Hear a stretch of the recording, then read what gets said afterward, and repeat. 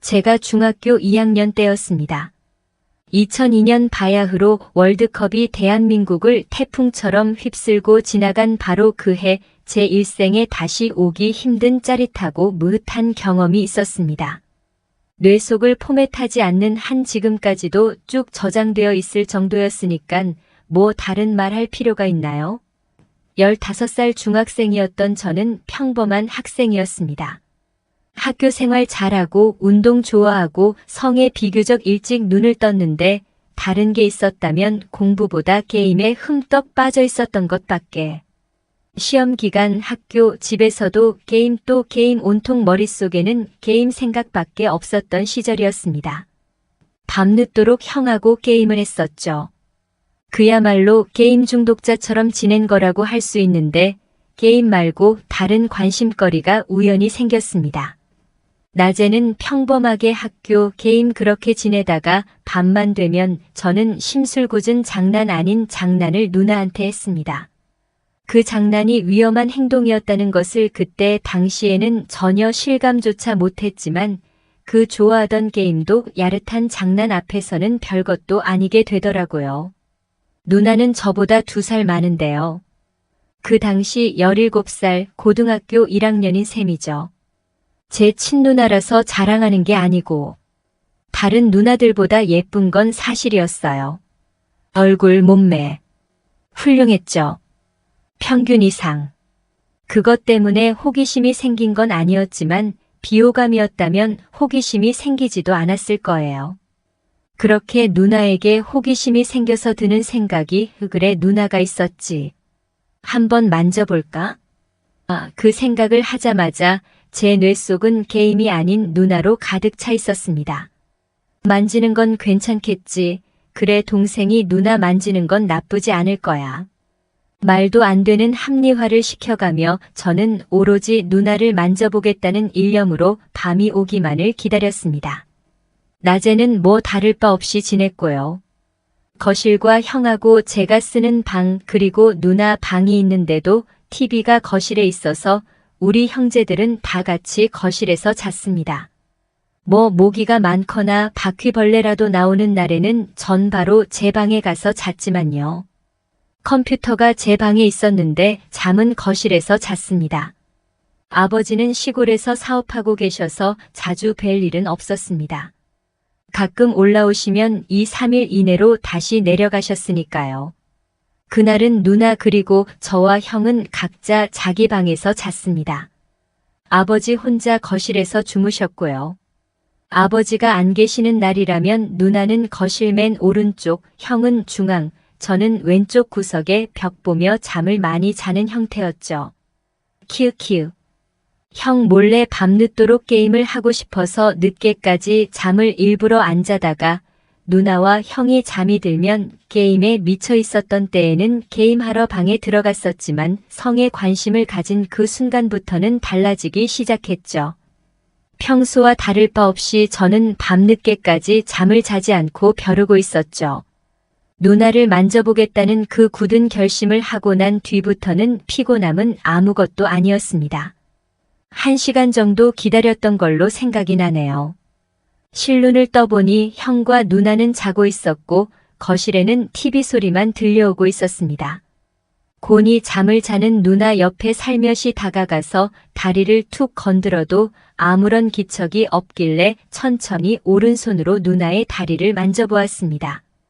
느낌을 한마디로 표현하면 살아있네. 긴장감은 그 순간부터 시작되었습니다. 처음 만져보는 여자의 다리가 친누나라니 그것만으로도 저는 이미 흥분이 되어 있었습니다.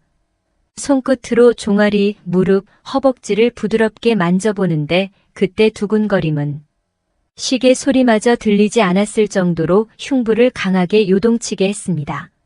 숨조차 제대로 쉴 수 없을 만큼 심장은 가쁘도록 뛰고 있었고 제 모든 신경은 온통 오른손 검지에 집중되어 있었습니다.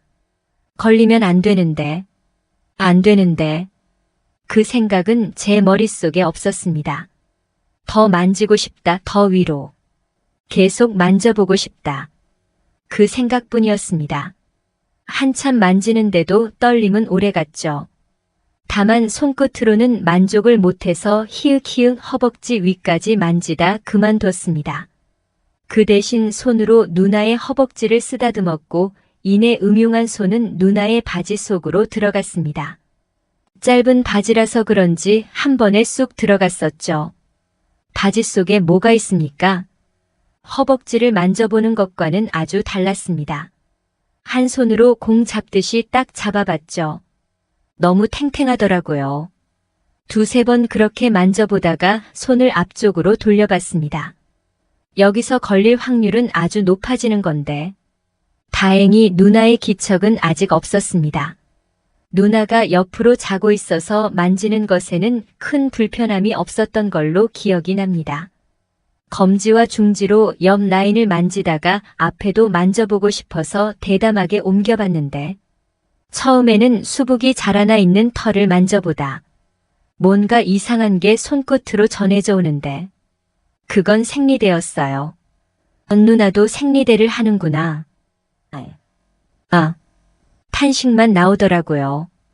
누나한테 들킬 걱정보다도 뭔가 실망이 더 컸었죠. 음흉한 손가락은 밑에서 위로 옮겨갔습니다. 천천히 가되 들키지 않도록 조용히 건드려 보는데 그 감촉은 이루 말할 수 없었습니다. 누나의 살결은 비단보다 더 부드러웠고 따뜻했습니다. 저도 모르게 감탄사가 나오는데 더 이상은 위험하다 생각해서 만지는 것은 거기서 그만두고 대신에 커질 만큼 커져버린 제 거기를 꺼내서 누나의 허벅지에 비벼가며 야릇한 상상을 해봤습니다. 넣고 싶다. 털들이 수북이 자라있는 그 숲속을 지나 누나와 하나가 되고 싶다. 하지만 그런 생각으로 한동안 있다 정신을 차렸습니다. 이내 흥분을 억지로 가라앉히고 다시 제자리로 돌아가서 자는 척을 해야 했습니다. 거기서 더 하다가는 정말이지 들킬 것 같아서 첫날은 그렇게 허무하게 끝났는데요. 그냥은 잘 수가 없을 것 같아서 혼자 마무리하고 잤습니다. 그 다음 날 일찍 깨서 누나의 동태를 살펴보는데 예상과 달리 누나는 아무 말도 없었습니다. 뭐 학교 때문에 일찍 가느라 못했었는지도 모르지만 말이죠. 그날 이후부터 저는 밤이 오기만을 기다리게 되는 한 마리의 흡혈귀가 되었습니다.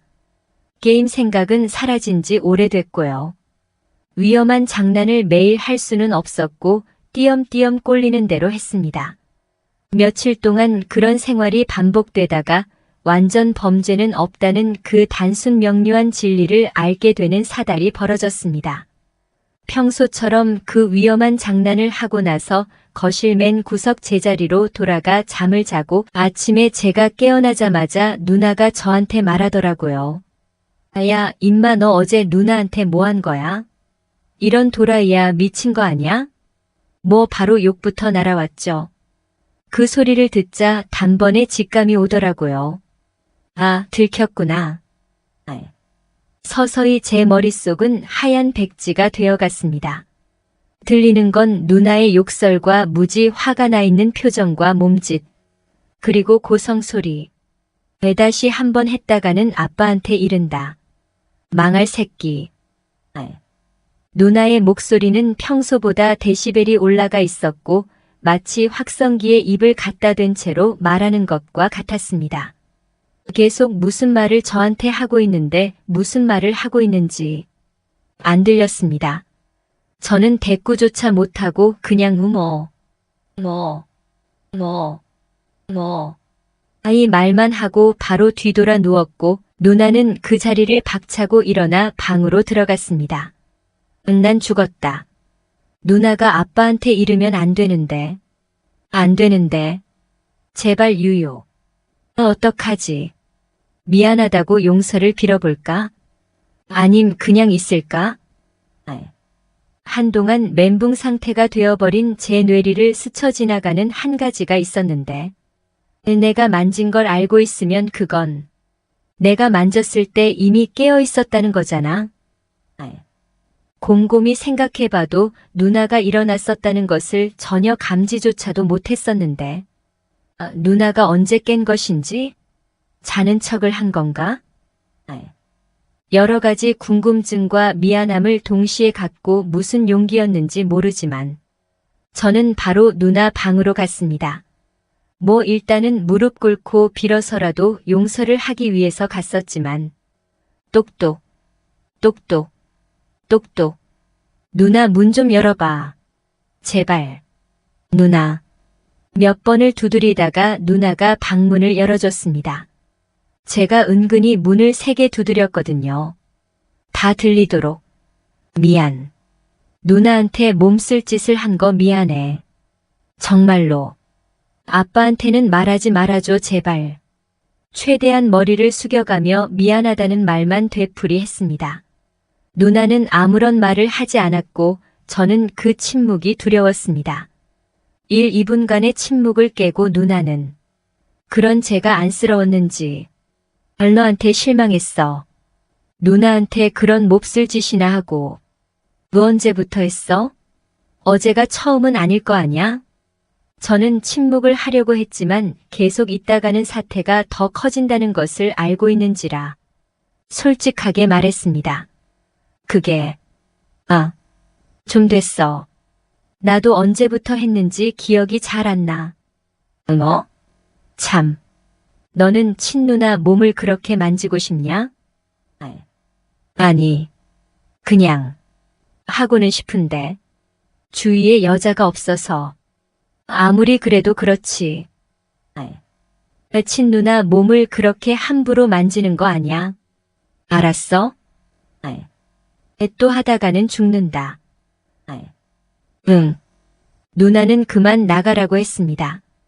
예상과 달리 쉽게 마무리되어가는 것 같아 적잖게 당황했지만 저는 아직 풀지 못한 궁금증에 대한 대답을 듣고 싶어서 아까와는 정반대로 당돌하게 물어봤죠.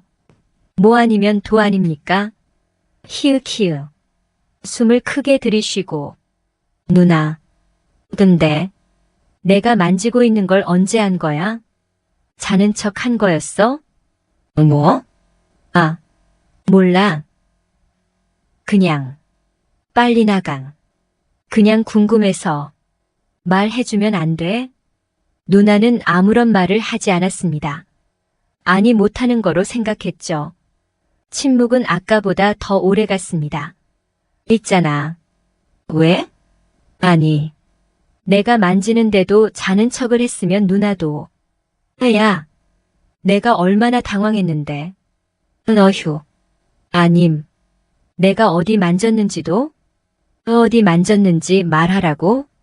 이런 놈이. 내 말은 알면 솔직하게 제 진심을 말했습니다. 만져보고 싶다고 다시 한번. 여기서 멈추면 어떻게 할지 모른다고 애원하다시피 말한 걸로 기억이 납니다. 또 만지겠다는 거야? 에휴, 너도 참. 제 돌직구 한 방에 멍한 채 있었습니다. 누나, 제발. 애미안하지만 그건 안 돼. 무리한 부탁인 줄 알지만 단호히 거절하더라고요. 기대감이 도미노처럼 순식간에 엎어버렸습니다. 무슨 말을 해야 하나? 어떤 반응을 보여야 하나?